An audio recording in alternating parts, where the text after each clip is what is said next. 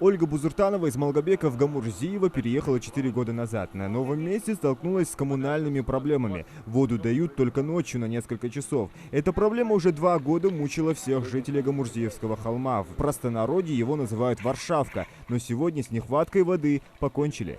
Это, конечно, большая радость. Я не надеюсь, что она будет постоянно. Потому что мы четвертый год здесь живем, мы этой воды не видим. В том, что вода действительно поступила в дома каждого жителя, решил убедиться глава местной администрации. Приехали с водовозом.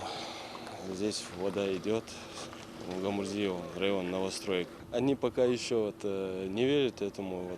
Я надеюсь, что больше они не будут отключать. Это технические моменты их не были. А вот жителям селения Барсуки праздновать пока нечего. На этой небольшой улице находится 4 дома. Трубопровод проведен от Гамурзиева. Вода сюда просто не доходит.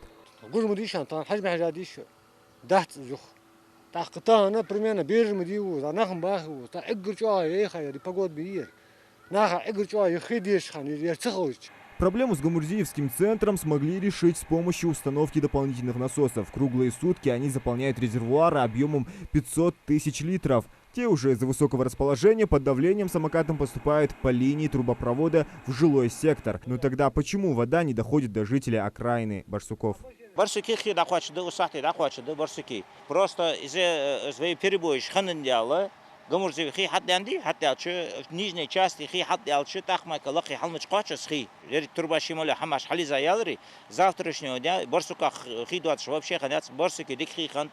Проблема существует, из-за нее страдают жители. Сотрудники водоканала работают и регулярно ссылаются на Всевышнего. Остается ждать и надеяться. Зелимхан Калоев, Адам Гулоев, Ахмед Гандаров, Новости 24.